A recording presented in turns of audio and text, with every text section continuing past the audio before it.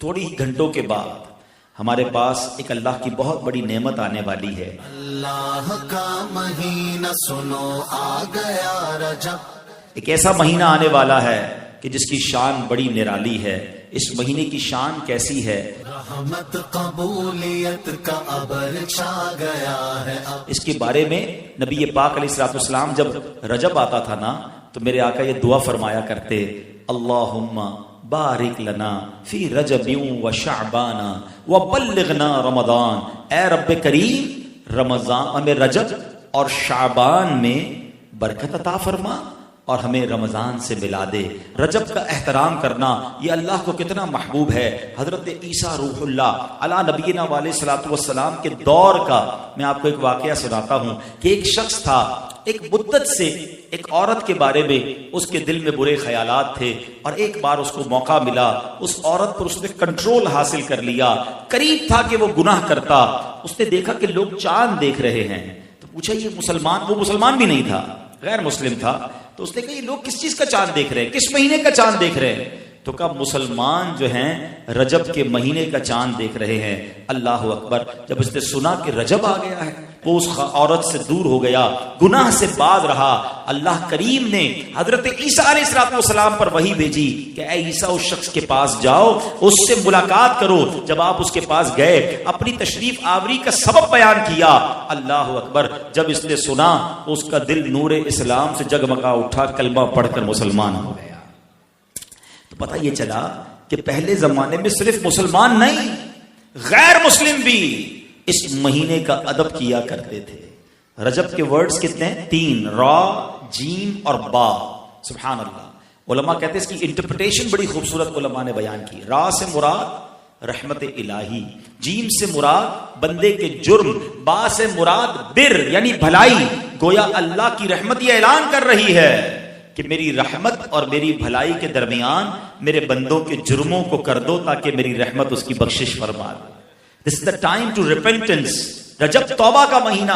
سبحان اللہ! رجب کے بارے میں آتا ہے کہ رجب اللہ کا مہینہ ہے، احادیث میں ملتا ہے رجب اللہ کا مہینہ ہے۔ آقا فرماتے الشعبان شہری، شعبان میرا مہینہ ہے اور رمضان میری امت کا مہینہ ہے۔ تو یہ بہت خوبصورت سیکوینس شروع ہو رہی ہے۔ یہ مہینے ضائع کرنے والے نہیں، ہاں یہ مہینے اللہ کی رحمت کو لوٹنا ہے اس مہینے میں۔ اور سبحان اللہ!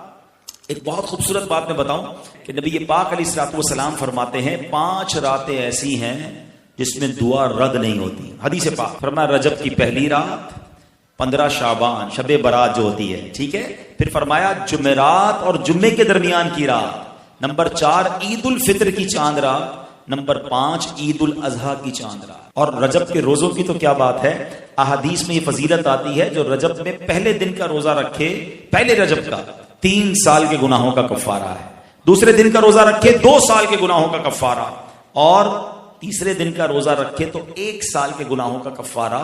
پھر پورا رجب جو ہے وہ ہر روزہ جو ہے وہ 1 مہینے کے گناہوں کا کفارہ ہے۔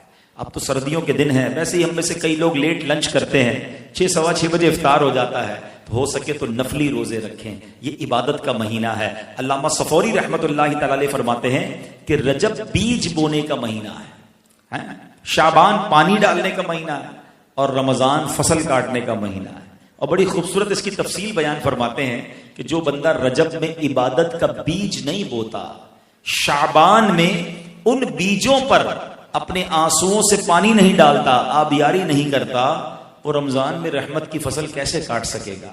تو دس از the time to prepare yourself۔ یہ تو وقت آ گیا مسجد کی طرف آنے کا، تلاوت کرنے کا، روزے رکھنے کا۔ اگر کوئی دوری ہو گئی عبادت سے تو پھر جڑ جائیں، اور رحمتوں والے مہینے شروع ہو رہے ہیں۔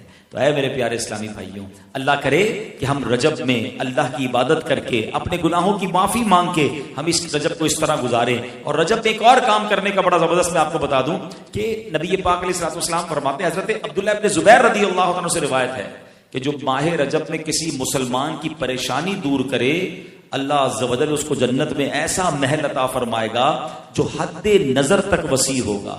تم رجب کا اکرام کرو، اللہ کریم 1000 کرامتوں کے ساتھ تمہارا اکرام فرمائے گا۔